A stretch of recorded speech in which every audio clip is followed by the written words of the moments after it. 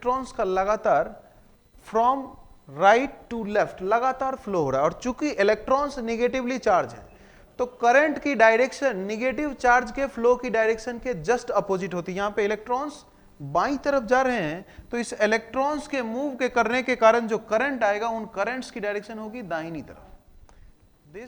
Hello students, आज के इस लेक्चर में अपन बात करने वाले हैं करंट इलेक्ट्रिसिटी की। करंट इलेक्ट्रिसिटी टॉपिक से आप 2 क्वेश्चन एक्सपेक्ट कर सकते हैं नीट के एग्जाम में। तो चलिए स्टार्ट करते हैं करंट इलेक्ट्रिसिटी। अपन इस चैप्टर में सबसे पहले शुरुआत करेंगे behaviour of conductor in absence of battery, यानी कि कंडक्टर के अक्रॉस अगर आपने कोई बैटरी अप्लाई नहीं किया है तो वो कैसा बिहेव करेगा। सबसे पहले अपन ये पढ़ेंगे, उसके बाद पढ़ेंगे कि कंडक्टर के अक्रॉस अगर हमने बैटरी लगा दिया तो वो कैसा बिहेव करेगा। आज के क्लास का मेन मुद्दा यही है, कंडक्टर के बिहेवियर को समझना in absence of battery and in presence of battery. चलिए स्टार्ट करते हैं करंट इलेक्ट्रिसिटी। सबसे पहला है behaviour of conductor without battery. Battery के एब्सेंस में कंडक्टर कैसा बिहेव करेगा। देखिए, सबसे पहली बात तो यह समझिए कि कंडक्टर के अंदर होते हैं बहुत सारे फ्री इलेक्ट्रॉन्स।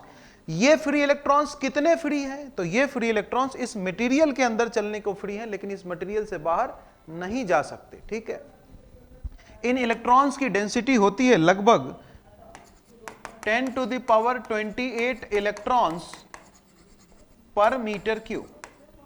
राइट, अब जिस प्रकार से थर्मोडायनामिक्स में आपने पढ़ा होगा कि एक वेसल लिया और उस वेसल के अंदर गैस डाल दिया, तो गैस के मॉलिक्यूल्स क्या करेंगे, एक दूसरे के साथ कोलाइज करेंगे और साथ ही साथ वेसल के वाल के साथ भी कोलिजन करते हैं। सिमिलरली ये इलेक्ट्रॉन्स एक दूसरे से भी कोलिजन करेंगे और मेटल के आयंस के साथ भी कोलिजन करेंगे, यानी कि ये इलेक्ट्रॉन्स रैंडम मोशन में चल रहे हैं। इन एब्सेंस ऑफ बैटरी अपन कह सकते हैं कि इन एब्सेंस ऑफ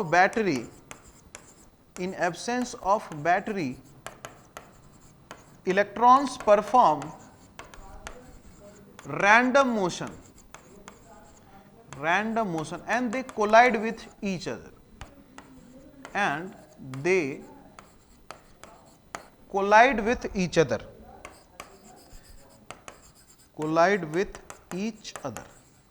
ठीक है।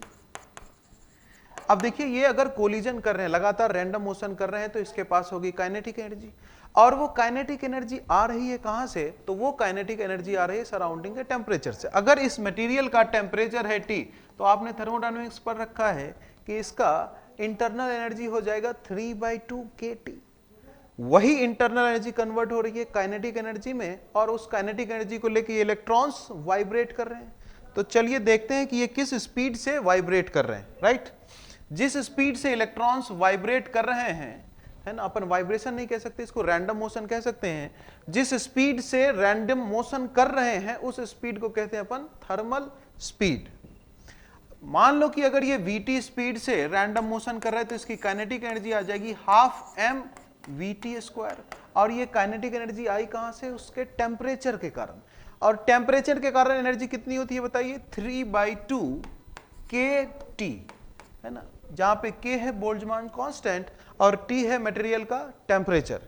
यहां पे आप सॉल्व कर सकते हैं, इसको 2 से 2 को काटिए और यहां से थर्मल स्पीड आ जाएगा 3 kT by mass of electron, या फिर Vt equals to √3 kT divided by mass of electron, है ना।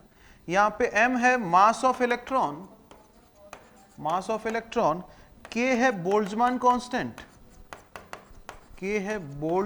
कांस्टेंट, और इसकी वैल्यू होती है लगभग 1.38 इंटू 10⁻⁻23, और T है टेम्परेचर, और ये हमेशा लेना है केल्विन के अंदर, है ना।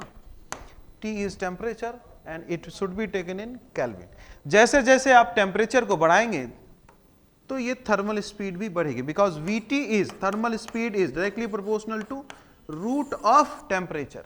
अगर ये टेम्परेचर 4 गुना बढ़ गया तो ये thermal speed root of 4 times यानी कि 2 टाइम्स बढ़ जाएगी। अगर ये टेम्परेचर 9 टाइम्स बढ़ गया तो ये Vt √9 यानी कि 3 टाइम्स बढ़ जाएगी, है ना। जैसे जैसे टेम्परेचर बढ़ेगा, ये पॉइंट आपको याद रखना है, as temperature increases thermal speed also increases. Right, अगर मैं रूम टेम्परेचर की बात करूं, एट रूम टेम्परेचर है ना, रूम टेम्परेचर होता है लगभग 27 डिग्री सेल्सियस, केल्विन में कन्वर्ट करें तो ये हो जाएगा 300 डिग्री केल्विन, है ना।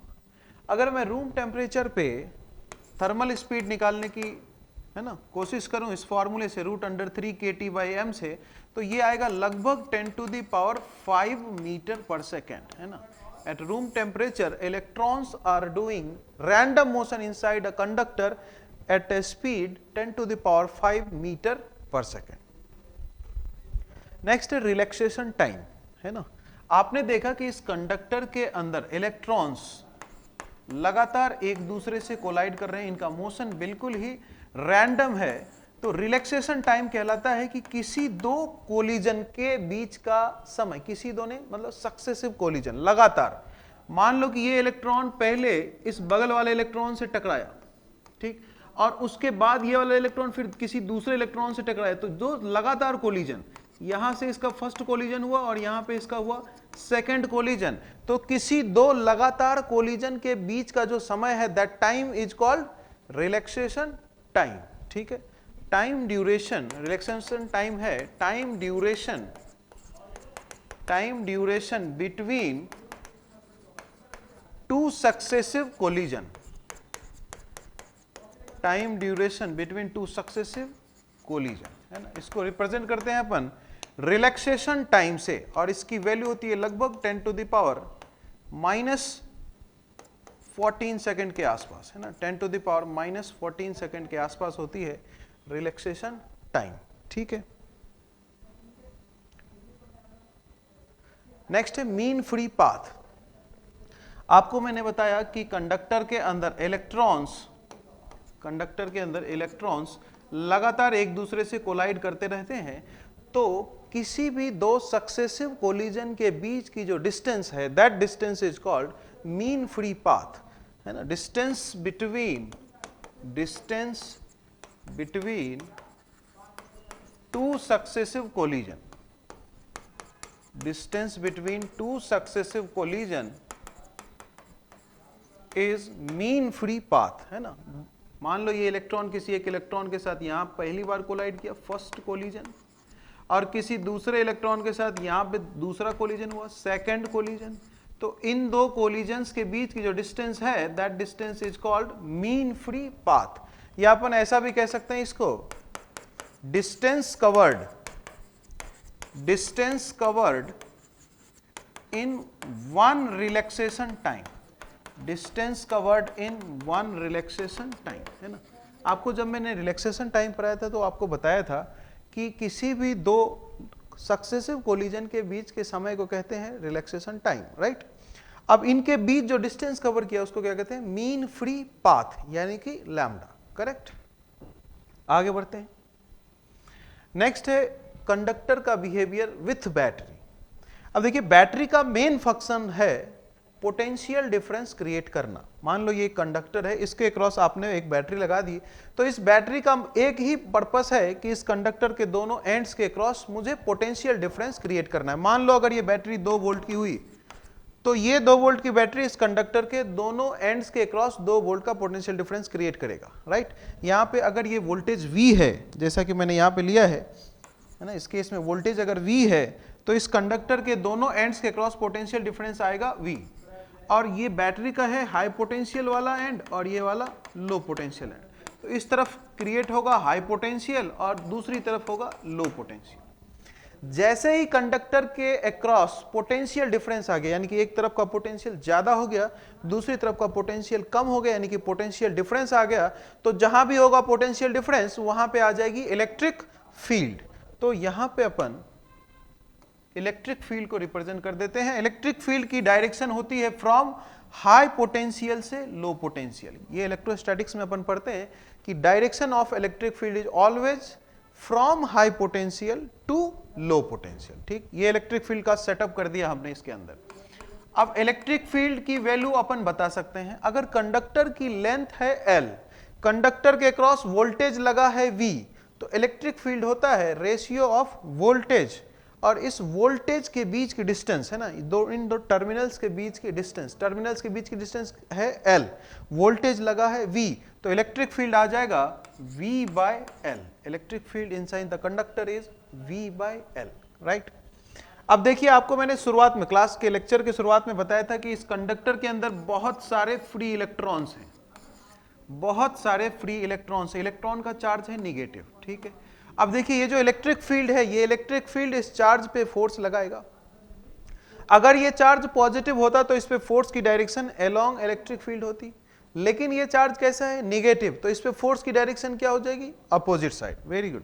तो यहां पे आपने फोर्स लगा दिया पीछे की तरफ, इलेक्ट्रॉन्स पे जो इलेक्ट्रिक फील्ड के कारण फोर्स लगेगा वो लगेगा पीछे की तरफ, राइट। इस फोर्स की वजह से ये इलेक्ट्रॉन्स आगे बढ़ेंगे, कोलिजन फिर भी चलता रहेगा, लेकिन चूंकि इनके ऊपर एक फोर्स एक्ट कर रहा है पीछे की तरफ, तो इसका कुछ तो एक्सेलरेशन आएगा। That acceleration we can calculate Fe, force upon mass. और अगर है इस पे चार्ज E और इलेक्ट्रिक फील्ड है E, तो फोर्स क्या हो जाएगा, charge multiplied by electric field. Force on a charge inside electric field is charge multiplied by electric field. इसका चार्ज है E, इलेक्ट्रिक फील्ड का मैग्नीट्यूड है E, तो फोर्स आ जाएगा charge multiplied by electric field divided by मास, और direction हो जाएगी opposite to the electric field. क्यों? क्योंकि ये चार्ज है निगेटिव। करेक्ट, वेरी गुड, ठीक। अब ये आगे बढ़ेगा, फिर किसी से कोलाइड करेगा, फिर आगे बढ़ेगा, कोलिजन होता रहेगा, है ना। अभी भी ये रैंडम मोशन में ही है, लेकिन अगर आप एक फाइनाइट इंटरवल के लिए देखिएगा तो थोड़ा सा डिस्प्लेसमेंट हुआ है इसका opposite to the electric field.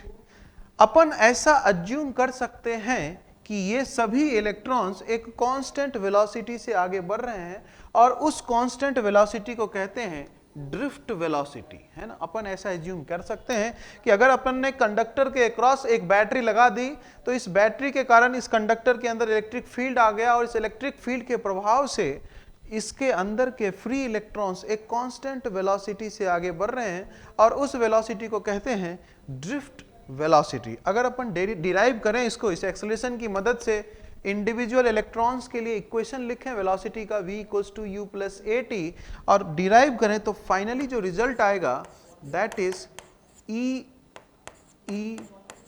tau by m. This is drift velocity. Drift velocity is electronic charge multiplied by electric field multiplied by relaxation time divided by mass of electron. देखो, आप इसको और ज्यादा expand कर सकते हो कुछ इस प्रकार से, Vd equals to electric field क्या लिखा है यहाँ पे मैंने, voltage difference divided by L। तो इस इलेक्ट्रिक फील्ड को आप रिप्लेस करिए, E टाउ बाय m को एक जगह लिखा, और इस इलेक्ट्रिक फील्ड के बदले में लिख दिया वोल्टेज डिवाइडेड बाय लेंथ। तो एक और फॉर्मूला मिल गया आपको वोल्टेज पोटेंशियल डिफरेंस के टर्म्स में, एक फॉर्मूला मिल गया आपको इलेक्ट्रिक फील्ड के टर्म्स में। This is drift velocity. In presence of electric field electrons move with almost constant velocity, and that velocity is called drift velocity. आगे बढ़ते हैं। Next is mobility. मोबिलिटी क्या है कि अगर आपने, अभी आपको मैंने सिखाया ये कंडक्टर है, इस पे आपने वोल्टेज लगाया, अगर आपने इस कंडक्टर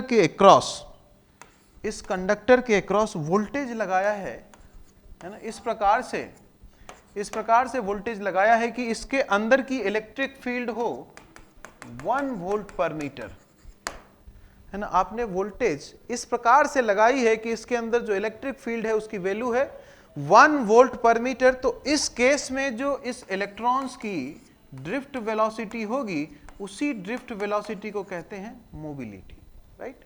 मोबिलिटी का मतलब क्या होगा, डेफिनेशन वाइज लिख देता हूं मैं लैंग्वेज में कि mobility is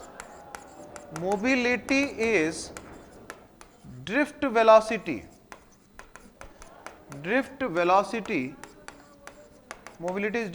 when 1 volt per metre electric field is applied across conductor के एंड्स के अक्रॉस, है ना। इलेक्ट्रिक फील्ड अगर 1 वोल्ट पर मीटर हो, तब जो ड्रिफ्ट वेलोसिटी आएगी उस वेलोसिटी को कहते हैं मोबिलिटी, राइट। चलिए नेक्स्ट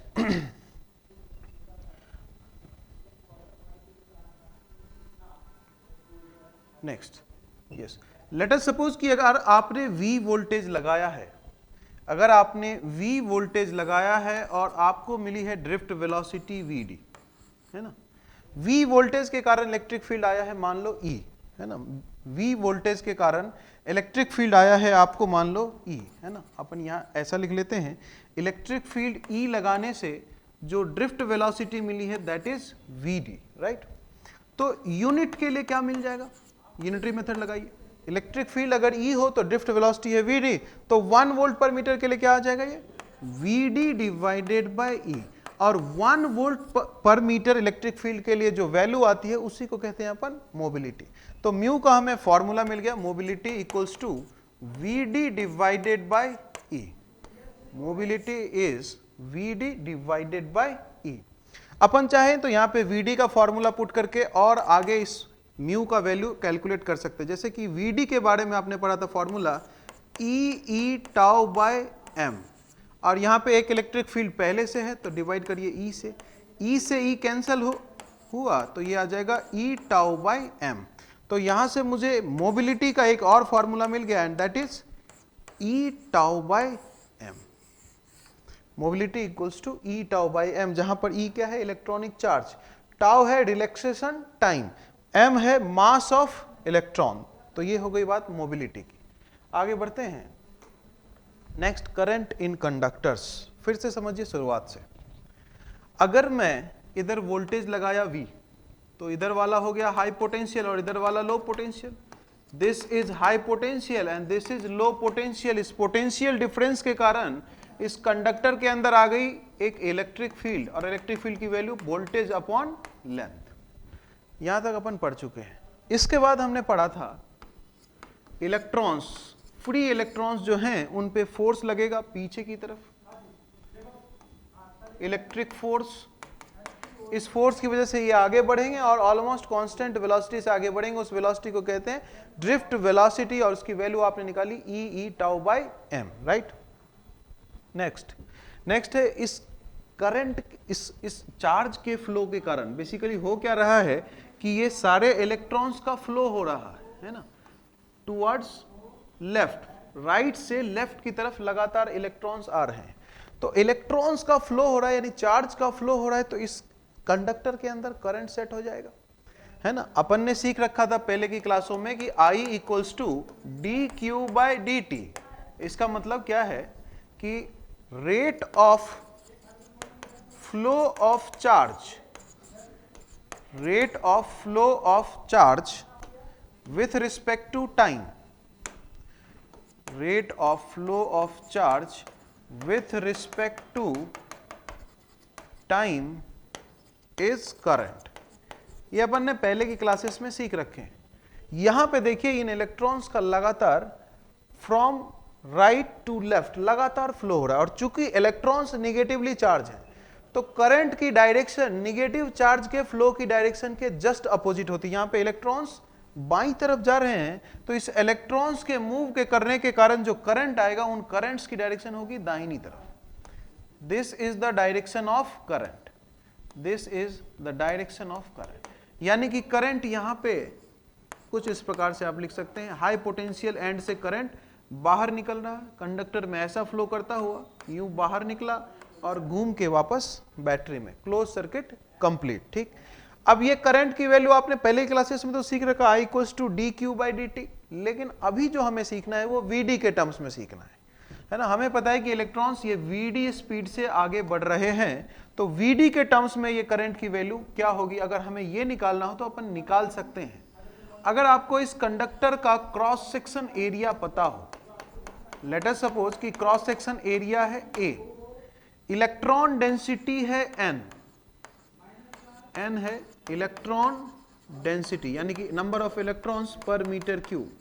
तो जो करंट का फॉर्मूला डिराइव करके आता है वो डेरिवेशन आपके लिए इंपॉर्टेंट नहीं है, उसकी मदद से क्वेश्चंस आते हैं। तो फॉर्मूला ध्यान में रखिए, I equals to NEAVD, current equals to NEAVD। N हो गई electron density, E electronic charge, A area of cross section of conductor, और वीडी तो आपको पता है ये drift velocity, correct. This is current in conductor, right. अब इस पे बेस एक आसान सा क्वेश्चन कर रहे हैं अपन। Q इक्वल्स टू, चार्ज दिया हुआ है किसी कंडक्टर के अंदर, Q equals to 3t² plus 2t, है ना। अपने को पूछ रहा है कि करंट बताइए at t equals to 2 second. तो आपने अभी पढ़ा था I equals to dq/dt, differentiation of charge with respect to time. अब Q दिया हुआ है, इसको आप डिफरेंशिएट करिए, d/dt 3t² प्लस 2t, है ना। डिफरेंशिएशन करेंगे 3t² का तो ये 2 मल्टीप्लाई होगा सामने, ये आ जाएगा 6t, और इस 2t का डिफरेंशिएशन करेंगे तो आएगा 2, है ना।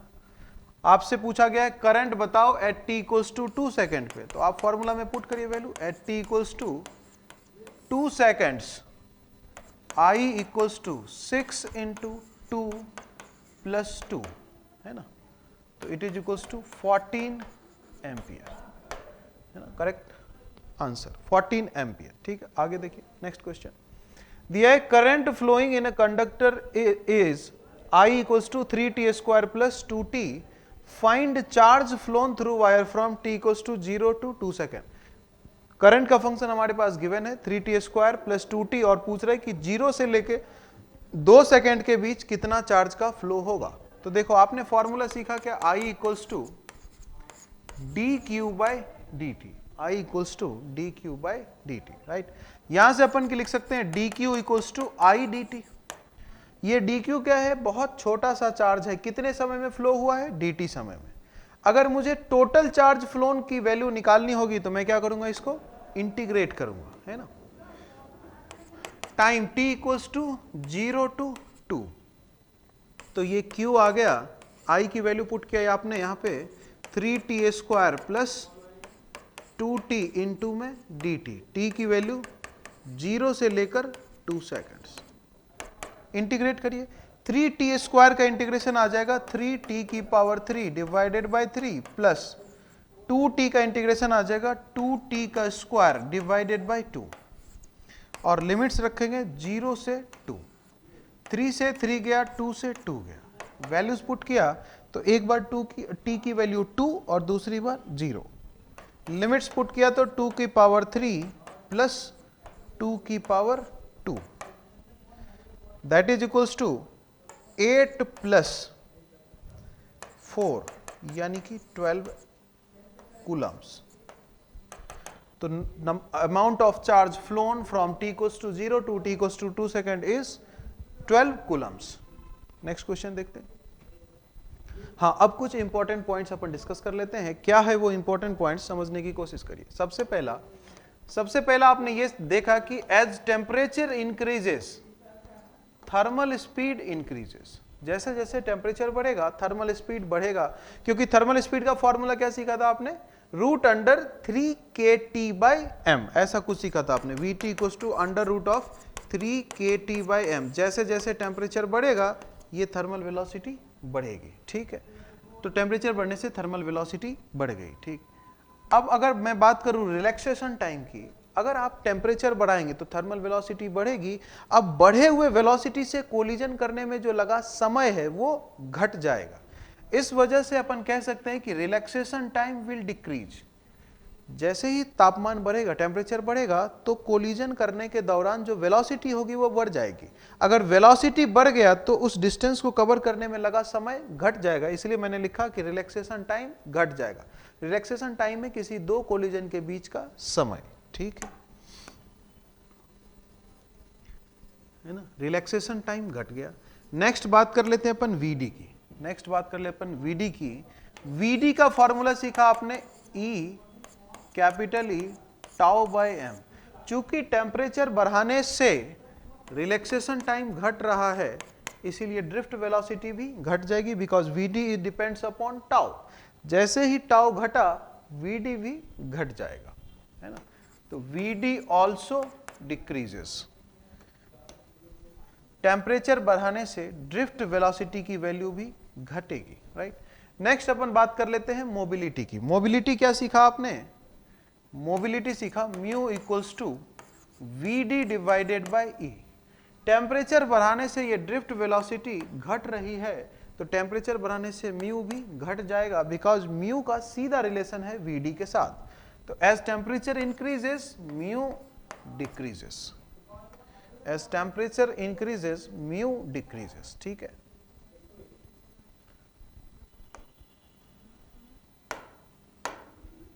करेक्ट। नेक्स्ट इंपॉर्टेंट पॉइंट की बात कर लेते हैं, सेकंड पॉइंट। सेकंड पॉइंट क्या कहता है कि अगर मान लो आपने जो Vd का फॉर्मूला सीखा है और इस्तेमाल करना पड़ जाए, क्वेश्चन बहुत सारे टाइप से पूछे जा सकते हैं, तो Vd के फॉर्मूला लगाने में आपको कंफ्यूजन हो सकता है। क्यों? क्योंकि आपने Vd का फॉर्मूला सीखा, एक तो Vd equals to I upon NEA, और दूसरा आपने Vd का फॉर्मूला सीखा E टाउ बाय m, है ना। इन दोनों फॉर्मूले से कब कौन सा फॉर्मूला इस्तेमाल करना है, ये भी अकॉर्डिंग टू क्वेश्चन वेरी कर सकती है। देखिए, इसमें समझने की कोशिश करिए। यदि सर्किट में दिया हुआ है कि करंट कांस्टेंट है, यदि सर्किट में दिया हुआ है if current is constant, circuit में गिवन है कि करंट कांस्टेंट है, तो आपको ये वाला फॉर्मूला लगाना है, Vd equals to I upon NEA। If current is constant, Vd equals to I divided by NEA, जहां पे I है current, N electron density, E electronic charge, A area of cross section. अगर मान लो कि आपका conductor का area circular है, तो एरिया कितना आ जाएगा? अगर रेडियस पता है R, तो एरिया आ जाएगा पाई R स्क्वायर। तो आप इसको ऐसा भी लिख सकते हो, I divided by NE pi R square. ये कंडीशन है ना, ये फॉर्मूला कब लगाना है? जब करंट कांस्टेंट हो। नेक्स्ट, अगर आपका क्वेश्चन में दिया हो, है ना, कि वोल्टेज कांस्टेंट है, जैसे इसको मैं वोल्टेज के टर्म्स में लिख सकता हूं, इलेक्ट्रिक फील्ड के लिए क्या लिख सकता हूं अपन? Voltage upon length of conductor, यानी कि E tau by m into voltage upon length, right. This V is voltage, this V is voltage and L is length of conductor। यदि क्वेश्चन में गिवन है कि वोल्टेज इज कांस्टेंट, यदि question में given है voltage constant, तो आपको formula लगाना है Vd equals to E tau by m या फिर E tau by m V by L। ठीक है, अब देखिए एक और पॉइंट है।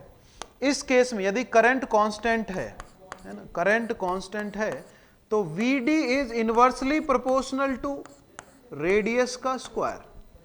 Vd क्रॉस सेक्शन एरिया के रेडियस पे डिपेंड करेगा, and Vd is inversely proportional to radius का स्क्वायर। Vd लेंथ पे डिपेंड नहीं करेगा, Vd is independent of length, length पे डिपेंड नहीं करेगा। यहां पे लिख दिया मैंने Vd directly proportional to L की पावर 0 का मतलब लेंथ पे डिपेंड नहीं करेगा, राइट। इस केस में देखिए, अगर मैं इस फॉर्मूले को एक्सपेंड करूं, E टाउ बाय m, और इलेक्ट्रिक फील्ड के लिए लिखा वोल्टेज बाय लेंथ, और अगर वोल्टेज कांस्टेंट गिवन हो तो Vd लेंथ पे डिपेंड करेगा। Vd is inversely proportional to length, और इस केस में Vd रेडियस पे डिपेंड नहीं करेगा, तो आपने लिखा Vd directly proportional to R की power 0। Vd directly proportional to R की पावर 0 मतलब रेडियस से इंडिपेंडेंट होगा। ठीक, अब देखिए इंपॉर्टेंट पॉइंट में और कुछ बातें अपन कर लेते हैं। वो क्या है देखिए, लेट अस सपोज कि ये कंडक्टर था जिसमें आपने बैटरी लगाई थी। बैटरी लगाने की वजह से हो गया इसके अंदर पोटेंशियल डिफरेंस, इधर आ गया हाई पोटेंशियल और इस तरफ आ गया लो पोटेंशियल। इस पोटेंशियल डिफरेंस के कारण आ गई इलेक्ट्रिक फील्ड। अब इस इलेक्ट्रिक फील्ड ने क्या किया? इन इलेक्ट्रॉन्स पे फोर्स लगाना शुरू किया। इन फोर्सेस की वजह से ये इलेक्ट्रॉन्स Vd ड्रिफ्ट वेलोसिटी से आगे बढ़ने लगे और इस सर्किट में करंट दौड़ने लगा। इलेक्ट्रॉन्स इस तरफ जा रहे हैं तो करंट की डायरेक्शन इसके अपोजिट, यानी कि ऐसा फ्लो करेगा करंट, राइट। यहां तक का मामला हो गया। अब क्वेश्चन ये पूछे जाते हैं कि क्या करंट के फ्लो होने से ये कंडक्टर चार्ज्ड हो गया है कि न्यूट्रल है। तो पहली बात ये समझिए कि कोई भी कंडक्टर चार्ज कैसे होगा। चार्ज इज बेसिकली एक्सेस और डिफिशियंसी ऑफ इलेक्ट्रॉन्स। अगर किसी कंडक्टर से इलेक्ट्रॉन्स खींच लिए जाएं तो वो आ जाएगा पॉजिटिवली चार्ज्ड, और किसी कंडक्टर में बाहर से इलेक्ट्रॉन्स डाल दिया जाए तो वो हो जाएगा नेगेटिव चार्ज। आप इस सर्किट को ध्यान से देखिए, जितने इलेक्ट्रॉन्स इस एंड से बाहर निकल रहे हैं उतने ही इलेक्ट्रॉन्स इस एंड से अंदर जा रहे हैं। तो इसका मतलब ये है कि ये कंडक्टर हमेशा न्यूट्रल रहेगा। अगर मैंने बैटरी लगा दिया, इसके अंदर करंट फ्लो हो रहा है, फिर भी ये कंडक्टर हमेशा कैसा रहेगा? न्यूट्रल रहेगा। This conductor will be neutral, conductor will be neutral, है ना। ये आ गया पहला पॉइंट। अगर ये कंडक्टर न्यूट्रल है तो इसका मतलब नेट चार्ज इसके अंदर जीरो है, और अगर नेट चार्ज जीरो है तो इसके आसपास इलेक्ट्रिक फील्ड जीरो हो जाएगी, है ना, क्योंकि इलेक्ट्रिक फील्ड का सोर्स है चार्ज। अगर कोई चार्ज नहीं है तो कोई इलेक्ट्रिक फील्ड भी नहीं होगी, ठीक। Electric field around conductor, electric field around conductor will be zero, है ना। Electric field inside conductor is non zero, इसके अंदर में इलेक्ट्रिक फील्ड जीरो नहीं है ना। Electric field inside conductor is non zero, इस कंडक्टर के अंदर इलेक्ट्रिक फील्ड नहीं है, और वो इलेक्ट्रिक फील्ड है बैटरी की वजह से, बिकॉज ऑफ दिस बैटरी, है ना, it is due to battery, right. चलिए इंपॉर्टेंट पॉइंट्स में और कुछ बातें डिस्कस कर लेते हैं अपन। चूंकि ये कंडक्टर हमेशा न्यूट्रल है, इसका मतलब ये है कि rate of flow is always constant, है ना, rate of flow is always constant. तो अगर मैं इसके किसी क्रॉस सेक्शन एरिया की बात करूं ये, और इससे पास करने वाला करंट है I1, और कोई दूसरा क्रॉस सेक्शन एरिया ले लूं I2, है ना, क्रॉस सेक्शन एरिया ले लूं जिसके थ्रू करंट पास कर रही है I2, तो दोनों ही करंट्स की वैल्यू सेम आएगी, है ना। Both currents will have same value because rate of flow throughout the conductor is constant, और रेट ऑफ फ्लो ही करंट डिसाइड करेगा। चूंकि रेट ऑफ फ्लो हर पॉइंट पे सेम है तो हर पॉइंट पे करंट की वैल्यू भी सेम आएगी, ठीक है। लेकिन यदि कंडक्टर आपका कुछ ऐसा हो, यदि आपका कंडक्टर कुछ ऐसा हो, कंडक्टर आपका कुछ ऐसा हो जिसका क्रॉस सेक्शन एरिया यूनिफॉर्म नहीं हो, इस केस में अगर आपसे पूछ लिया जाए कि बताओ यहां का करंट I1 और यहां का करंट I2 सेम होगा, अलग अलग होगा, कम ज्यादा होगा, क्या होगा? तो इस केस में बताइए, इस केस में भी सेम कॉन्सेप्ट लगाना है, जितने इलेक्ट्रॉन्स इधर से जा रहे हैं उतने ही इलेक्ट्रॉन्स इस तरफ से बाहर निकल रहे हैं, यानी कि rate of flow throughout the conductor constant है। और यदि रेट ऑफ फ्लो कांस्टेंट है तो यहां का करंट और यहां का करंट सेम होगा, I1 equals to I2, right. और अगर ड्रिफ्ट स्पीड की बात करें, ड्रिफ्ट स्पीड की बात करें, अगर यहां पे ड्रिफ्ट स्पीड है Vd1 और यहां का ड्रिफ्ट स्पीड है Vd2, देखो दोनों जगह का क्रॉस सेक्शन एरिया सेम है, तो इस केस में दोनों ही ड्रिफ्ट स्पीड सेम होगा। लेकिन अगर इस डायग्राम में देखें, यहां का क्रॉस सेक्शन एरिया A1, यहां का क्रॉस सेक्शन एरिया A2, और A2 की वैल्यू कम है, A1 की वैल्यू ज्यादा है। चूंकि A1 ज्यादा है A2 से, एंड ड्रिफ्ट स्पीड या drift velocity is inversely proportional to area, है ना। ये पीछे की स्लाइड में आपने पढ़ा था ना, पीछे की स्लाइड में आपने पढ़ा था Vd is inversely proportional to area, current constant हो तो जहां पे एरिया ज्यादा होगा, जहां एरिया ज्यादा होगा वहां ड्रिफ्ट वेलोसिटी कम हो जाएगी। Vd1 is less than Vd2, है ना। इट्स जस्ट लाइक आप एक पाइप ले लो और उस पाइप से लगातार पानी निकल रहा है, अगर आप पाइप को दबा दें, उसका एरिया कम कर दें, तो वहां से पानी निकलने की स्पीड बढ़ जाती है। कुछ ऐसा ही यहाँ हुआ है, क्योंकि यहाँ पे क्रॉस सेक्शन एरिया कम है तो यहाँ पे ड्रिफ्ट वेलोसिटी ज्यादा हो जाएगी, ताकि रेट ऑफ फ्लो कांस्टेंट बना रहे। अभी तक हमने पढ़ा कि जैसे जैसे टेम्परेचर बढ़ेगा, है ना, आपने पढ़ा कि टेम्परेचर के बढ़ाने से थर्मल वेलोसिटी बढ़ेगी, है ना। टेम्परेचर बढ़ेगा तो थर्मल स्पीड बढ़ेगी, थर्मल स्पीड बढ़ेगी, रिलैक्सेशन टाइम कम होगा, ड्रिफ्ट वेलोसिटी कम होगी, मोबिलिटी कम होगी। यहां तक अपन ने पढ़ लिया, करंट का फॉर्मूला सीख लिया, I = dq/dt। और I का एक और फॉर्मूला सीखा NEAVD in terms of VD। ठीक है, आगे पढ़ते हैं अपन करंट डेंसिटी के बारे में। Let us suppose we have a conductor, है ना, हमारे पास एक कंडक्टर है जिसका क्रॉस सेक्शन एरिया है A और इसमें से करंट फ्लो कर रही है लगातार I। हमारे पास एक कंडक्टर है जिसका क्रॉस सेक्शन एरिया है A और इसमें से करंट फ्लो कर रही है I। तो अगर आपको करंट डेंसिटी निकालनी हो तो करंट डेंसिटी का मतलब है कि इस कंडक्टर के 1 मीटर स्क्वायर एरिया से कितना करंट पास कर रहा है, that is called current density, है ना। Current flowing through, current density is current flowing through, current flowing through 1 metre square area is current density, यानी कि J, and it's a vector quantity.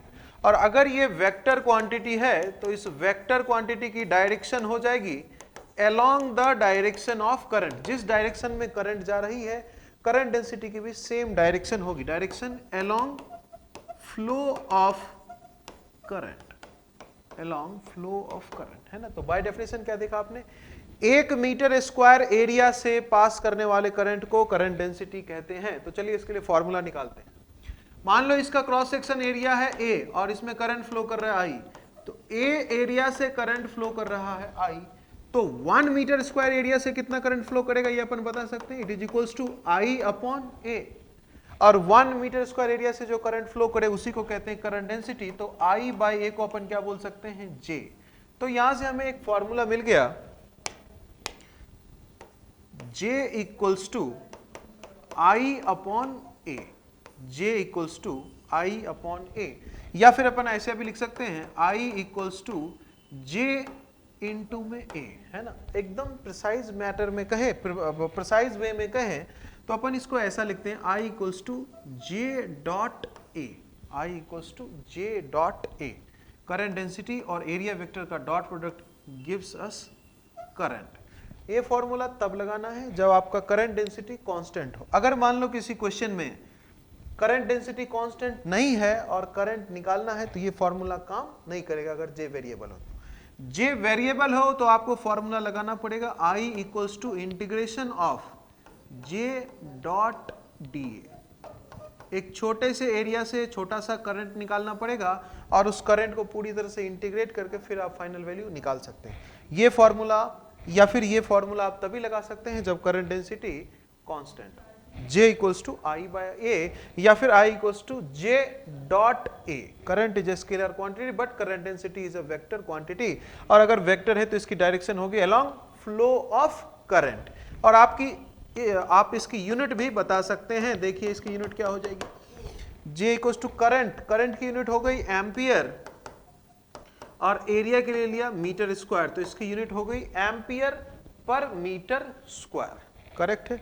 चलिए इसमें और कुछ बातें सीखते हैं। आपने देखा J equals to I by A previous slide में, और I का फॉर्मूला आप पहले से VD के टर्म्स में सीख चुके हैं, NEAVD। तो यहां पे मैं I की वैल्यू पुट कर लेता हूं NEAVD और इसको डिवाइड कर देता हूं A से। A से A कैंसिल आउट हुआ और हमें मिल गया है J इक्वल्स टू NEVD, और ये फॉर्मूला भी आपके काम का है, J इक्वल्स टू NEVD, जहां पर N है इलेक्ट्रॉन डेंसिटी, E है इलेक्ट्रॉनिक चार्ज और VD है ड्रिफ्ट वेलोसिटी, राइट। अपन चाहें तो इसमें VD की वैल्यू देके इसको और एक्सटेंड कर सकते हैं। चलिए एक्सटेंड करते हैं।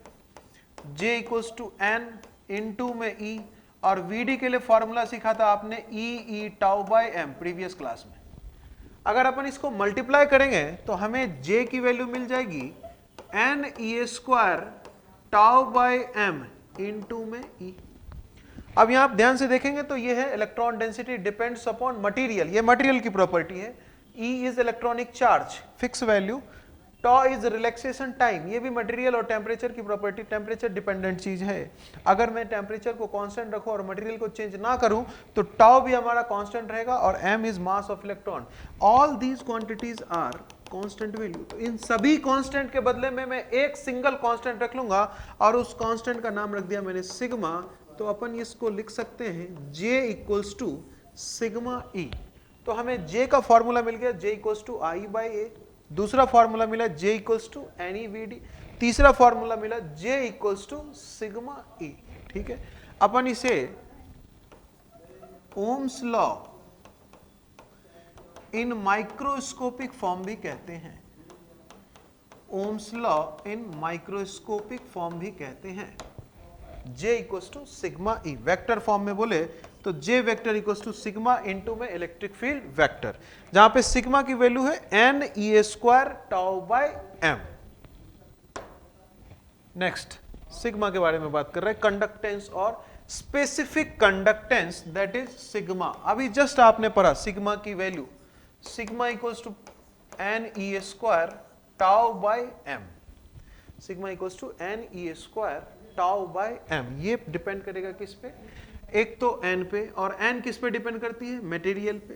तो sigma is a function of material, अलग अलग मटेरियल का सिग्मा अलग अलग होगा, तो सिग्मा डिपेंड्स अपॉन मटेरियल। दूसरा, अगर मैं टेम्परेचर चेंज करूंगा तो रिलैक्सेशन टाइम चेंज हो जाएगा, तो इसका मतलब ये है कि sigma depends upon temperature. Sigma इन दो चीजों पर निर्भर करेगा कि वो मटेरियल क्या है और मटेरियल का टेम्परेचर क्या है, right. Sigma is called conductance और specific conductance, it depends upon material and temperature. ठीक है, सिग्मा के बदले में आप एक और नई क्वांटिटी डिफाइन कर सकते हैं, that is rho. Rho is resistivity, resistivity है ना, ये है कंडक्टिविटी या फिर स्पेसिफिक कंडक्टेंस है ना, we can call it conductivity, conductivity और कंडक्टेंस है ना, कंडक्टिविटी, कंडक्टिविटी बेसिकली इसे कंडक्टिविटी कहा जाए। सिग्मा इज कंडक्टिविटी और specific conductance and it is equals to 1 by resistivity, right. चलिए आगे बढ़ते हैं।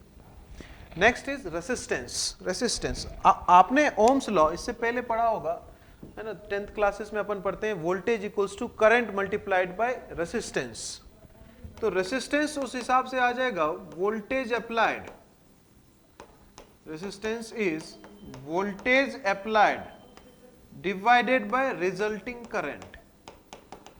रेसिस्टेंस का मतलब यह है कि अगर आपने किसी कंडक्टर में, let us suppose we have a conductor like this, हमारे पास एक कंडक्टर है कुछ ऐसा, इस कंडक्टर में हमने वोल्टेज लगाया इसमें V वोल्टेज लगाने के कारण इसमें करंट पास कर रही है I, तो इस कंडक्टर का रेसिस्टेंस हो जाएगा voltage applied divided by resulting current. ये वोल्टेज V लगाने से जो करंट आया है, इन दोनों का रेशियो हमें मिल जाएगा in the form of resistance.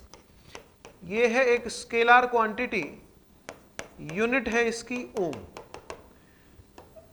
Unit is ohm, right. इसके अलावा रेसिस्टेंस का जस्ट अपोजिट होता है कंडक्टेंस, रेसिस्टेंस का जस्ट अपोजिट है conductance, and conductance equals to 1 by R है ना, और इसकी यूनिट होती है ओम इनवर्स है ना, इसकी यूनिट होती है ओम इनवर्स, या फिर इसको कहते हैं MHO मो, या फिर इसको बोलते हैं सिमन है ना, साइमन, राइट।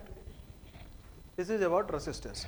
अब अपन देखेंगे कि कंडक्टर का रेसिस्टेंस उसके डायमेंशन के टर्म्स में अपन कैसे निकालें। चलिए देखते हैं resistance of conductor. Let us suppose we have a conductor, हमारे पास एक कंडक्टर है जिसका क्रॉस सेक्शन एरिया है A, लेंथ है L, हमें इसकी रेसिस्टेंस निकालनी है, राइट।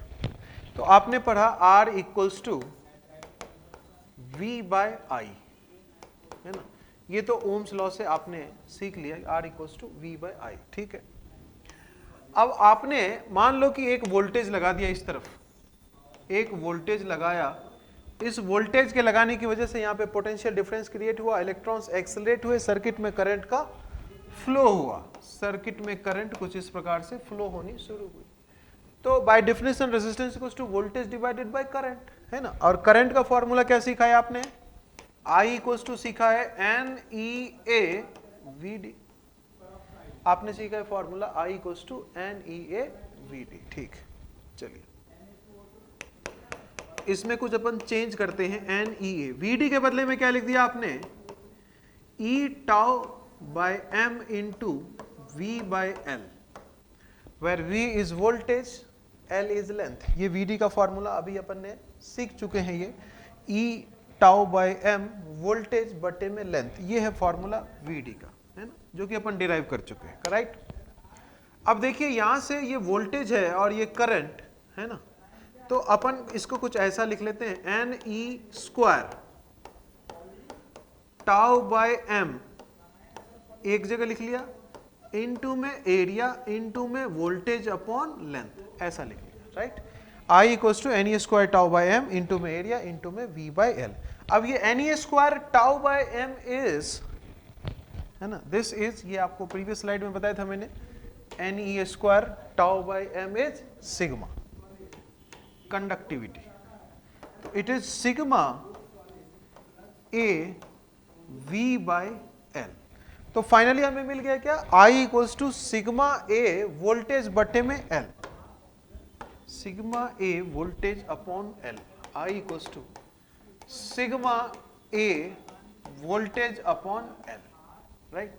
अब इस वोल्टेज को मैं यही रहने देता हूं, करंट को इधर लाता हूं और बाकी सारे टर्म्स को लेफ्ट हैंड साइड में, तो ये आ जाएगा V by I equals to L by sigma A, V by I equals to L by sigma A.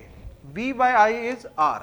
R equals to L by sigma A. तो ये फॉर्मूला मिल गया रेसिस्टेंस का हमें। Resistance of a conductor is L by sigma times A. A is area of cross section, sigma is conductivity, है ना। इसको अपन ऐसा भी लिख सकते हैं, चूंकि हमने पढ़ा है कि 1 by sigma equals to rho, तो इस 1 by sigma को रिप्लेस कर देते हैं रो से, तो R इक्वल्स टू हमें मिल गया एक और formula, rho L by A, जहां पे L है length of conductor, A is area of cross section, rho is resistivity of conductor, sigma is conductivity of conductor, right. तो ये मिल गया हमें रेसिस्टेंस का फॉर्मूला। तो रेसिस्टेंस डिपेंड करेगा किन चीजों पे, एक तो लेंथ ऑफ कंडक्टर पे, रेसिस्टेंस डिपेंड करेगा एक तो लेंथ ऑफ कंडक्टर पे, दूसरा एरिया ऑफ कंडक्टर पे, तीसरा मटेरियल पे। इन तीन चीजों पे रेसिस्टेंस डिपेंड करेगा, length, area and sigma. Sigma is material dependent, तो इसलिए रेसिस्टेंस भी मटेरियल पे डिपेंड करेगा, राइट। तो अभी तक हमने क्या सीखा कि टेम्परेचर बढ़ेगा तो थर्मल वेलोसिटी बढ़ेगी, थर्मल वेलोसिटी बढ़ेगी, रिलैक्सेशन टाइम कम होगा, रिलैक्सेशन टाइम अगर कम हो गया तो ड्रिफ्ट वेलोसिटी भी कम होगी, ड्रिफ्ट वेलोसिटी कम हो गया तो म्यू भी कम होगा। और चूंकि आपने अभी फॉर्मूला सीखा है sigma equals to N E square tau by M, देखिए टेम्परेचर बढ़ाने से टाउ घट रहा है, तो टेम्परेचर बढ़ाएंगे तो टाउ घटेगा, टाउ घटेगा का मतलब यह है कि सिग्मा भी घटेगा, तो टेम्परेचर बढ़ाने से सिग्मा घटेगा। और क्या सीखा आपने, सिग्मा इक्वल्स टू 1 बाय रो। अब देखिए सिग्मा और रो में उल्टा रिलेशन है, सिग्मा घट रहा है तो रो बढ़ेगा, तो टेम्परेचर बढ़ाने से रो बढ़ जाएगी। अब आप ये प्रीवियस स्लाइड को देखिए, R is directly proportional to rho, अगर रो बढ़ेगा तो R भी बढ़ेगा। इस केस में क्या हुआ है, रो बढ़ा है, इसका मतलब रेसिस्टेंस बढ़ेगा, है ना। तो जैसे जैसे टेम्परेचर बढ़ेगा वैसे वैसे रेसिस्टेंस भी बढ़ेगा इन केस ऑफ कंडक्टर्स, है ना, in case of conductors, right. ये काफी इंपॉर्टेंट है, इससे भी क्वेश्चन पूछे जाते हैं। चलिए आगे, नेक्स्ट इज रेसिस्टिविटी या फिर स्पेसिफिक रेसिस्टेंस रो। अभी जस्ट आपने देखा था rho equals to 1 by sigma and that is equals to m by n E square tau, and as temperature increases resistivity increases. ये ध्यान रखना है, ये बातें पूछी जाती है और ये डिपेंड करेगा किस पे, एक तो मटेरियल पे और दूसरा टेम्परेचर पे, depends upon material and temperature, material and temperature, right. Yes, unit, unit है इसकी ओम मीटर, इसमें देखने लायक बस यही बातें हैं, यूनिट है इसकी ओम मीटर। चलिए आगे बढ़ते हैं, नेक्स्ट इज ओम्स लॉ, है ना। अब ओम ने नियम दिया है कि एट कांस्टेंट टेम्परेचर, यदि टेम्परेचर की वैल्यू फिक्स हो, यदि टेम्परेचर फिक्स हो तो किसी कंडक्टर में हम जितना ज्यादा वोल्टेज लगाएंगे उतना ही ज्यादा हमें करंट मिलेगा। ओम कहता है कि let us suppose we have a conductor, है ना, और इस कंडक्टर का टेम्परेचर हमने कांस्टेंट कर दिया, इस कंडक्टर का टेम्परेचर कांस्टेंट कर दिया, तो जितना ज्यादा मैं वोल्टेज लगाऊंगा उतना ही ज्यादा इसके अंदर करंट मिलेगा, यानी कि V is directly proportional to I at constant temperature. At constant temperature V is directly proportional to I, मतलब जिस अनुपात में आप वोल्टेज बढ़ाएंगे उसी अनुपात में करंट भी इंक्रीज करेगा, यानी कि V is directly proportional to I, right. इसको मैं ऐसा भी लिख सकता हूं, V इक्वल्स टू RI या फिर R equals to V divided by I, जो कि आप ऑलरेडी पढ़ चुके हैं, है ना। V directly proportional to I या फिर V equals to RI। R is proportionality constant और जिसको अपन रेसिस्टेंस ऑफ कंडक्टर भी कहते हैं। नेक्स्ट, है ना, आपने पढ़ा R equals to V by I। अगर मैं ग्राफ ड्रॉ करूं V और I का, V और I का ग्राफ ड्रॉ करूं तो डेल्टा V यानी कि वोल्टेज में change divided by delta I, है ना, इस ग्राफ का स्लोप क्या मिल जाएगा हमें, delta V upon delta I। Slope is delta Y by delta X, Y की जगह V है, X की जगह I है, तो यहां पे लिखा मैंने slope equals to delta V by delta I। V में चेंज अपॉन I में चेंज, तो ये अपन क्या कह सकते हैं, V by I equals to R, तो अपन यहां पे कह सकते हैं delta V by delta I equals to R। यानी कि अगर मैं VI ग्राफ के स्लोप की बात करूं तो इसका स्लोप हमें क्या दे देगा, रेसिस्टेंस। क्यों, क्योंकि स्लोप की वैल्यू क्या आती है, delta V upon delta I, और delta V by delta I is resistance. तो VI ग्राफ का जो स्लोप होगा वो क्या हमें मिल जाएगा, रेसिस्टेंस। अगर ये एंगल आपको पता हो φ1, तो आपने सीख रखा है स्लोप इज tan थीटा, तो यहां पे स्लोप आप ऐसे भी लिख सकते हैं tan φ1, है ना। कभी कभी क्वेश्चंस में पूछे जाते हैं IV ग्राफ, तो IV ग्राफ कुछ ऐसा बनेगा, IV, चूंकि I और V एक दूसरे के डायरेक्टली प्रोपोर्शनल है तो ये भी ग्राफ बनेगा स्ट्रेट लाइन, ये ग्राफ बनेगी स्ट्रेट लाइन। और इसके स्लोप की बात करें तो इस केस में भी स्लोप आप लिख सकते हैं, इस बार y एक्सिस की जगह करंट है, x एक्सिस की जगह वोल्टेज है, तो स्लोप आ जाएगा delta I upon delta V। Slope equals to delta I upon delta V, और I बाय V हो जाएगा 1 बाय R, तो slope equals to 1 by R। और ये एंगल अगर φ2 हो तो स्लोप इक्वल्स टू tan φ2, यानी कि IV ग्राफ का slope is inverse of resistance, VI graph का स्लोप इज रेसिस्टेंस। अब एक क्वेश्चन देख लेते हैं। क्वेश्चन हमें कुछ ऐसा दिया है कि किसी मटेरियल का IV ग्राफ किसी दो टेम्परेचर पे कुछ इस प्रकार से गिवन है ना। IV graph of a material at two different temperatures are given as shown below, और ये चार ऑप्शन पूछ रहे कि इनमें से कौन सा ऑप्शन सही होगा, T1 ज्यादा कि T2 ज्यादा कि दोनों इक्वल या फिर इनमें से कोई नहीं, राइट। चलिए देखते हैं। ये ग्राफ है IV, आपने अभी पढ़ा था कि IV ग्राफ का जो स्लोप होगा that is inverse of resistance. चलिए यहाँ पे बात कर लेते हैं। अगर मैं इसके पहले वाले लाइन की बात करूं, इस पहले वाले लाइन की बात करूं, स्लोप 1 है ना, स्लोप 1, और इस सेकेंड वाले लाइन की बात करें स्लोप 2, तो इन दोनों में आप देख के क्लियरली एकदम आसानी से, सिंपल बेसिक मैथ्स भी आती है आपको, तो आप बता सकते हैं कि इस लाइन की स्लोप ज्यादा है, इस लाइन का स्लोप कम है, बिकॉज ये एंगल ज्यादा है। चूंकि tan φ1 है ना, आप ऐसा लिख सकते हैं कि चूंकि tan φ1 is greater than tan φ2, slope of 1 is greater than slope of 2।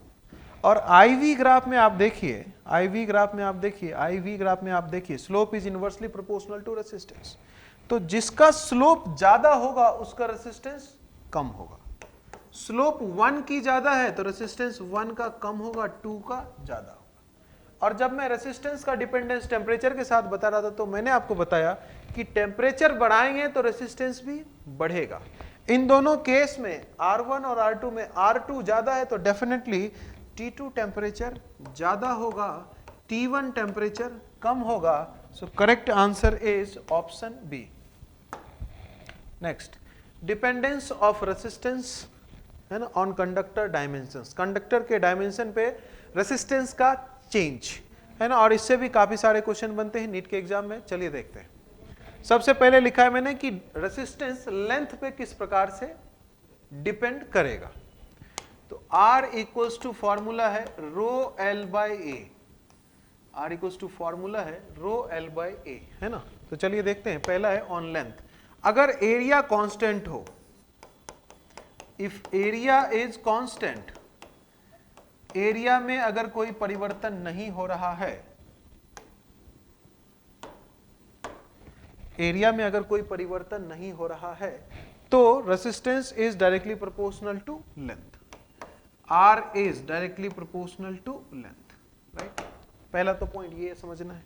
दूसरा कि यदि वॉल्यूम कांस्टेंट हो तो क्या होगा, वॉल्यूम कांस्टेंट हो तो रेसिस्टेंस में लेंथ के साथ परिवर्तन क्या होगा। चलिए समझते हैं इसको। आपने फॉर्मूला पढ़ा R equals to rho L by A, है ना। अब मैं क्या कर रहा हूं, इसके अंदर L से मल्टीप्लाई कर दे रहा हूं न्यूमरेटर और डिन्यूमरेटर में। तो मल्टीप्लाई करने के बाद हमें मिल जाएगा रो L square upon area into length. और किसी भी कंडक्टर के लिए है ना, मान लो अगर कोई सिलिंड्रिकल कंडक्टर है जिसका क्रॉस सेक्शन एरिया हो A और लेंथ हो L, तो एरिया को लेंथ से आप मल्टीप्लाई करेंगे तो क्या मिल जाएगा आपको, वॉल्यूम। तो यहाँ पे area into length is volume, put कर दिया आपने value, rho L square upon volume. अब देखिए आपको इस कंडीशन में क्या है, वॉल्यूम इज कांस्टेंट। चलिए वॉल्यूम यदि कांस्टेंट हो जाए, वॉल्यूम यदि कांस्टेंट हो जाए तो resistance is directly proportional to L square, resistance directly proportional to L square. तो ये दो बातें ध्यान रखेंगे, यदि एरिया कांस्टेंट हो तो resistance is directly proportional to L, यदि वॉल्यूम कांस्टेंट हो तो resistance is directly proportional to length का square. Next, on cross section area, है ना, we have a conductor, cylindrical conductor, है ना, फॉर एन एग्जाम्पल। हालांकि ये किसी के लिए भी काम करेगा, एग्जाम्पल के तौर पे मैं सिलिंड्रिकल कंडक्टर लेके समझा रहा हूं जिसका एरिया है A और लेंथ है L। चलिए देखते हैं।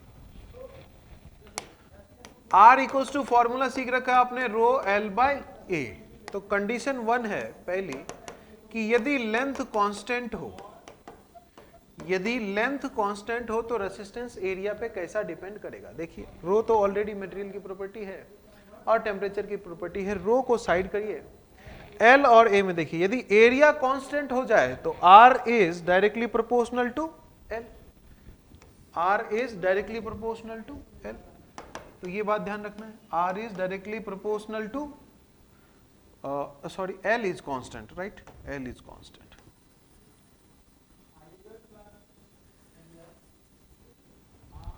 इस वाले सेक्शन को प्लीज काट देना।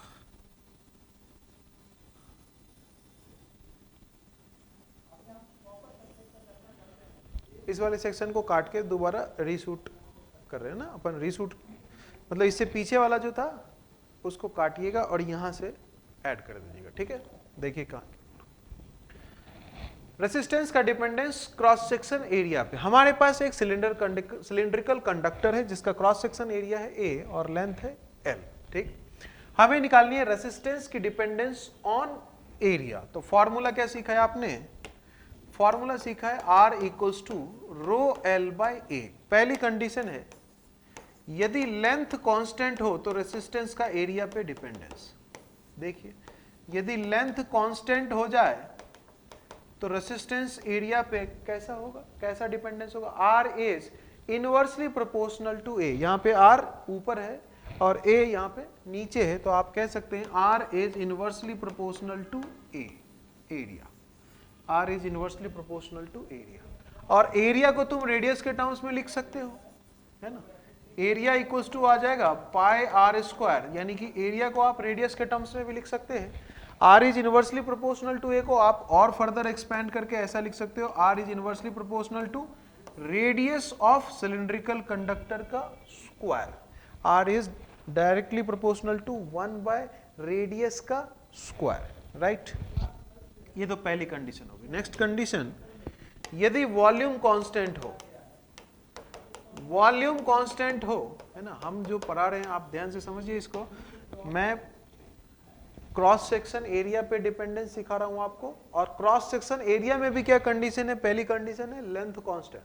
तो लेंथ अगर कांस्टेंट हो तो R is inversely proportional to area, या फिर R is inversely proportional to radius का स्क्वायर, है ना। इन चीजों पे फोकस करिएगा क्योंकि नीट के एग्जाम में ये ऐसे क्वेश्चन फ्रीक्वेंटली पूछे जाते हैं।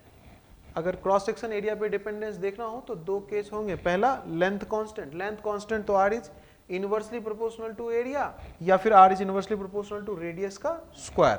और इसकी अगली कंडीशन है कि यदि वॉल्यूम कांस्टेंट हो तो रेसिस्टेंस एरिया पे कैसा डिपेंड करेगा। चलिए देखते हैं। फॉर्मूला क्या सीखा है आपने, R equals to rho L by A. आपने ऊपर ए और नीचे ए से मल्टीप्लाई किया तो ये आ जाएगा rho into volume upon area का स्क्वायर। अब देखिए इसमें वॉल्यूम कांस्टेंट हो गया, अगर वॉल्यूम कांस्टेंट हो गया तो रेसिस्टेंस की डिपेंडेंसी आप डायरेक्टली बता सकते हैं, R is inversely proportional to area का स्क्वायर, है ना। ये चीजें आपको याद होनी चाहिए। और जैसा कि आपने प्रीवियस स्लाइड में देखा था कि area is directly proportional to R square, यहां भी आप एरिया की जगह रेडियस लिख सकते हैं।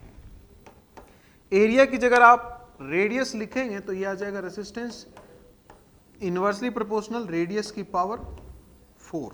और ये दोनों ही फॉर्मूले काफी इंपॉर्टेंट हैं, दोनों ही रिजल्ट्स काफी इंपॉर्टेंट हैं। चलिए आगे बढ़ते हैं। नेक्स्ट हमारे पास एक क्वेश्चन दिया गया है और पूछ रहे कि एक मेटल ब्लॉक है, इसमें बैटरी दो मेथड से जोड़ा गया है। यह है कॉन्फ़िगरेशन 1, यह है कॉन्फ़िगरेशन 1 और यह है कॉन्फ़िगरेशन 2। इन दो कॉन्फ़िगरेशन में, है ना, मतलब सेम ब्लॉक के अक्रॉस बैटरी लगाने के दो तरीके हैं और आपसे पूछा गया है कि इन दोनों तरीकों में किस मेथड में रेसिस्टेंस ज्यादा मिलेगा, है ना। ऑप्शन दिया हुआ है कि R1 is greater than R2, पहला ऑप्शन। दूसरा ऑप्शन है कि R1 is less than R2। तीसरा ऑप्शन है R1 इक्वल्स टू R2। चौथा ऑप्शन है नन। ऐसा पूछा गया आपसे। चलिए देखते हैं। अगर मैं इस मेथड पे फोकस करूं तो यहां से करंट निकलेगा, इधर से करंट निकला, इधर से करंट निकला और यूं करंट पास किया। तो करंट कितना, है ना, करंट कंडक्टर के अंदर जो करंट ने डिस्टेंस ट्रेवल किया तो वो वाले डिस्टेंस अपन ले लेंगे L। तो इस केस में L ये हो गया और एरिया लेते हैं अपन परपेंडिकुलर, राइट। इस एरिया को माना A1 और इस लेंथ को माना L1, है ना। This length is L1, this length is L1, this area is A1। चलिए इस केस में चलते हैं। यहां से करंट निकलेगी बैटरी से, करंट निकलेगी बैटरी से, और इस बार करंट जो कंडक्टर के अंदर डिस्टेंस ट्रैवल करेगी वो ये होगी, यानी कि L2, ये वाली डायमेंशन। और एरिया लेना हमें परपेंडिकुलर, तो करंट के डायरेक्शन के परपेंडिकुलर एरिया की बात करें तो करंट यूं जा रही है तो perpendicular area is this is A2, right. अब यहां पे आपको कंपेयर करना है, चूंकि रेसिस्टेंस L बाय A पे डिपेंड करता है। आपने फॉर्मूला सीख रखा है resistance equals to rho L by A। चूंकि मटेरियल दोनों सेम है तो रो की वैल्यू दोनों के लिए सेम होगी। अब L बाय A पे फोकस करिए। ये लेंथ और ये लेंथ में क्लियरली आप बता सकते हैं कि this length is less, this length is more. ये वाली लेंथ ज्यादा है, ये वाला लेंथ कम है ना। अगर मैं बात करूं लेंथ की तो L1 कम है और L2 ज्यादा है। अगर मैं एरिया की बात करूं, एरिया की, तो A1 ज्यादा है और A2 कम है। करेक्ट, समझने की कोशिश करिए। L2 ज्यादा है, L1 कम है। एरिया की बात करें तो उल्टा है, इसका एरिया कम है, इसका एरिया ज्यादा है। अगर इनके रेशियो की बात करें तो अपन आसानी से बता सकते हैं कि सेकंड केस इज मोर, क्योंकि इधर लेंथ ज्यादा है और साथ ही साथ एरिया कम है, तो इन दोनों का रेशियो इसके रेशियो से ज्यादा होगा। And resistance depends upon L by A, जिसका L बाई ए रेशियो ज्यादा होगा उसका रेसिस्टेंस भी ज्यादा होगा। तो सेकंड केस वाला resistance R2 will be greater than first case वाला resistance, R2 is greater than R1। So correct answer is option B. Next case है, हमारे पास दो है ना मेटल के ब्लॉक्स हैं, दोनों की थिकनेस सेम है, इसकी भी थिकनेस T है और इसकी भी थिकनेस T है, और फिर से चार ऑप्शन दिए गए आपको, R1 equals to R2, R1 greater than R2, R1 less than R2, D none. इन चारों ऑप्शन में से सही ऑप्शन आपको बताने हैं, राइट। चलिए देखते हैं। अगर मैं इन दोनों एंड्स के अक्रॉस की बात करूं, है ना, क्योंकि क्वेश्चन में ही दिया गया है कि इन एंड्स के अक्रॉस ही बात करनी है रेसिस्टेंस की। इसकी रेसिस्टेंस है R1, इसकी रेसिस्टेंस है R2। चलिए निकालते हैं R1 और R2। चलिए R1 इक्वल्स टू रो, है ना, चूंकि मटेरियल दोनों सेम है, दोनों का रेसिस्टिविटी सेम होगा, तो रो। लेंथ, इसके लेंथ की बात करें तो करंट जो डिस्टेंस ट्रैवल कर रही है कंडक्टर के अंदर, दैट इज A, तो लेंथ हो गया A अपॉन परपेंडिकुलर एरिया की बात करें तो परपेंडिकुलर एरिया इज दिस, और ये एरिया बता सकते हैं, this is A, this is T, तो ये एरिया हो गया A इंटू T। सिमिलरली इसके रेसिस्टेंस की बात करें R2 इक्वल्स टू, तो करंट अगर यूं फ्लो कर रहा है तो इस कंडक्टर के अंदर जो करंट ने डिस्टेंस ट्रेवल की है दैट इज 2A, तो इस बार लेंथ हो गई 2A अपॉन एरिया की बात करें तो परपेंडिकुलर एरिया ये वाला है ना, ये 2A, ये T, तो एरिया आ जाएगा 2A इंटू T। चलिए इन दोनों को सॉल्व करिए। A से A को काटा तो रो बाई T, इसको भी सॉल्व किया, 2A से 2A को काटा तो it is rho by T। अब देखिए दोनों का रेसिस्टेंस सेम है, so correct option is A। Next, find resistance across square and rectangular face of a metal block, है ना। हमारे पास एक मेटल ब्लॉक है जिसकी रेसिस्टिविटी है रो, है ना, इसकी लंबाई 1 सेंटीमीटर, है ना, थिकनेस 1 सेंटीमीटर, और इधर वाले डायमेंशन है 100 सेंटीमीटर, राइट। आपसे पूछ रहे कि इसके स्क्वायर फेसेस के अक्रॉस रेसिस्टेंस निकालिए और बाद में अपन रेक्टेंगुलर फेसेस के अक्रॉस भी निकालेंगे। तो पहले फिगर आउट करो कि स्क्वायर फेस कौन कौन से। एक स्क्वायर फेस तो हमें ये दिख गया 1/1, दूसरा स्क्वायर फेस ये आ गया, राइट, ये 1 और ये भी 1 स्क्वायर फेस, तो दो स्क्वायर फेस दिख गए हमें। अब इन दोनों एंड्स के अक्रॉस आपको रेसिस्टेंस निकालना है, तो निकालिए। Resistance equals to rho into लंबाई। लंबाई देखने के लिए देखिए कि आपका करंट कितना डिस्टेंस ट्रैवल कर रहा है कंडक्टर के अंदर। मान लो करंट इधर से जा रहा है तो कितना डिस्टेंस ट्रैवल करेगा, ये वाली डायमेंशन के बराबर, और ये वाली डायमेंशन है 100 सेंटीमीटर, तो rho into 100 centimetre divided by perpendicular area. Area मिल जाएगा हमें 1 centimetre into 1 centimetre, 1 centimetre into 1 centimetre, right. अगर रो की वैल्यू गिवन हो तो अपन मल्टीप्लाई करके वैल्यू निकाल सकते हैं, right. This is resistance across square face. अगर मैं इसके रेक्टेंगल फेस की बात करूं तो रेक्टेंगल फेस कौन सा हो जाएगा, देखिए ध्यान से। इसका रेक्टेंगल फेस की अगर बात करें तो ये वाला जो फेस दिख रहा है आपको, दिस फेस, ये ऊपर वाला फेस और नीचे वाला face, these two faces are rectangle faces, right. चलिए इसके रेक्टेंगल फेस के अक्रॉस रेसिस्टेंस निकालते हैं। Resistance equals to rho into length. अब मुझे ये ऊपर वाला और नीचे वाले फेस के क्रॉस निकालना है, तो करंट कितना डिस्टेंस ट्रैवल करेगा, देखिए ध्यान से और सोच के बताइए। ये वाली डिस्टेंस ट्रैवल करेगी अब कंडक्टर इसके अंदर, और ये लेंथ कितनी है 1 सेंटीमीटर, तो रो इंटू 1 सेंटीमीटर इंटू में एरिया, एरिया कितना हो जाएगा इसका 100 multiplied by 1, 100 centimetre multiplied by 1 centimeter. This is resistance across rectangular faces, right. Next, हमारे पास एक ऐसा सिलेंडर है जिसकी इनर रेडियस है b, आउटर रेडियस है a, और ये जो बीच वाला सेक्शन है ये हॉलो है। इसकी रेसिस्टिविटी गिवन है रो, और आपसे पूछ रहे कि ये दोनों एंड्स, a है इधर वाला एंड, b है इधर वाला एंड, इस AB के अक्रॉस रेसिस्टेंस क्या होगी, ऐसा इस क्वेश्चन में पूछा गया है, राइट। चलिए मान लो अगर करंट इधर से आई, AB के अक्रॉस पूछा है, तो आपने क्या किया, A से B की तरफ करंट को फ्लो करवा दिया। A से B की तरफ अगर करंट का फ्लो हो रहा है तो करंट ने डिस्टेंस ट्रैवल किया, मान लीजिए L। चलिए रेसिस्टेंस निकालते हैं इसका। R इक्वल्स टू, फॉर्मूला लगाया, रो इनटू में लेंथ कितनी मिल गई हमें, L, अपॉन में लिखना है हमें एरिया। अब एरिया लिखते समय सावधानी बरतनी है क्योंकि इसके पूरे एरिया में करंट फ्लो नहीं कर रहा, इसका बीच वाला कुछ पार्ट हॉलो है।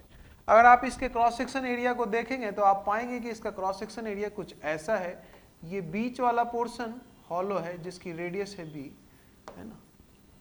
इसमें करंट बस इस शेडेड रीजन में ही फ्लो कर रहा है, इस बीच वाले रीजन में कोई करंट फ्लो नहीं कर रहा है।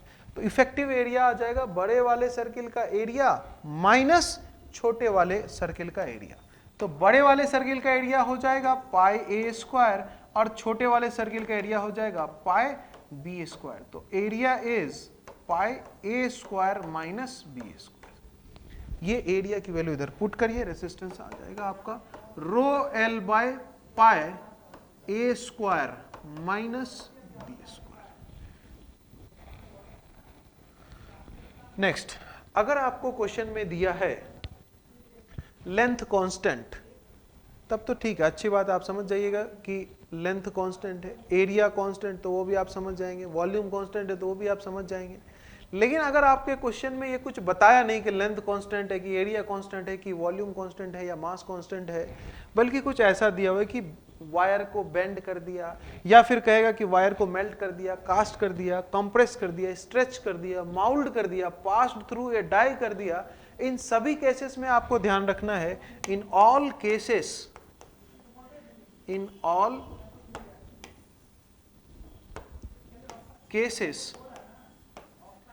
वॉल्यूम इज कांस्टेंट, या फिर अपन ऐसा भी कह सकते हैं mass is constant. In all cases volume is constant, और ये काफी इंपॉर्टेंट है, इससे भी रिलेटेड क्वेश्चंस कई बार पूछे गए। यस, अब ये क्वेश्चन कह रहा है resistance of a wire is R, find new resistance if length becomes n times bye stretching. अब ये स्ट्रेचिंग देख के आप तुरंत समझ गए कि अगर ये स्ट्रेच किया है वायर को तो इसका मतलब ये है कि वायर का वॉल्यूम कांस्टेंट है, और आपको मैंने बताया था कि वायर का वॉल्यूम यदि कांस्टेंट हो तो resistance is directly proportional to length का square. In this case resistance is directly proportional to length का स्क्वायर। लेट अस सपोज पहले केस में लेंथ थी L और रेसिस्टेंस था R, तो R directly proportional to L का स्क्वायर। सेकंड केस में मान लिया जाए R डैश या R न्यू, है ना, इसको मैं ऐसा लिख लेता हूं R new. R new is directly proportional to length, अब क्या हो गई है N टाइम्स हो गई, पहले थी L अब हो गई है NL, तो NL का स्क्वायर। ये इक्वेशन 1 और ये इक्वेशन 2, 2 को 1 से आप डिवाइड करिए, 2 को 1 से डिवाइड करिए तो ये आ जाएगा R न्यू बटे में R, R न्यू बटे में R equals to N square L square upon L square. L square से L स्क्वायर गया और सॉल्व करके हमें मिल जाएगा R new equals to N square times R। New resistance is N square times R। ये काफी इंपॉर्टेंट है, इससे भी क्वेश्चन बनते हैं। अगर आपकी लेंथ है ना दुगनी हो गई है, वॉल्यूम कांस्टेंट हो और लेंथ दुगनी हो गई, तो n की वैल्यू यहां पे रखेंगे 2, तो रेसिस्टेंस हो जाएगी 2 का स्क्वायर टाइम्स R, यानी कि 4 टाइम्स। अगर लेंथ आपकी 3 गुनी हो गई है तो n की वैल्यू रखेंगे 3। अगर लेंथ आपकी आधी हो गई है तो n की वैल्यू रखेंगे 1/2। अगर लेंथ आपकी 1/3 टाइम्स हो गई है वायर की तो n की वैल्यू रखेंगे 1/3। Next, radius becomes 1/n times bye stretching. फिर से एक वर्ड आ रहा है यहाँ पे स्ट्रेचिंग, और स्ट्रेचिंग का मतलब है वॉल्यूम इज कांस्टेंट। और अगर वॉल्यूम कांस्टेंट हो, अगर वॉल्यूम कांस्टेंट हो तो आपने सीखा है V is inverse, resistance is inversely proportional to, resistance is inversely proportional to, है ना, एरिया की power 2। In this case resistance is inversely proportional to area की पावर 2, राइट। अब आप एरिया को रेडियस के टर्म्स में लिख सकते हैं, R is inversely proportional to R की पावर 4। ये मैंने पिछले स्लाइड्स में आपको सिखाया भी, है ना। तो मान लिया जाए कि पहले केस में इसकी रेडियस थी R और रेसिस्टेंस था कैपिटल R, तो R is inversely proportional to R की पावर 4। अब आपका जो रेडियस है वो कितना टाइम्स हो गया है, 1/n टाइम्स। आपका रेडियस हो गया है 1/n टाइम्स, तो नई रेसिस्टेंस आप क्या लिख सकते हैं, R new directly proportional to 1 by, पहले R था अब हो गया है 1/n टाइम्स, यानी कि R/n की पावर 4। इसको आप ऐसा भी लिख सकते हो, n की पावर 4 अपॉन R की पावर 4। This is equation 2। फिर से आप 2 और 1 की रेशियो लेंगे, टेक रेशियो ऑफ 2 and 1 और सॉल्व करेंगे तो आपको मिल जाएगा R new equals to n की पावर 4 इंटू R, है ना। और ये भी काफी इंपॉर्टेंट रिजल्ट है जो ध्यान रखना है। अगर आपका रेडियस हाफ हुआ है, 1/2 हुआ है, n की वैल्यू इधर रखेंगे आप 1/2, है ना। अगर आपका रेडियस हाफ हुआ है तो इधर n की वैल्यू रखेंगे 1/2 और 1/2 की पावर 4 यानी कि 1/16 multiplied by R, right. Thank you very much.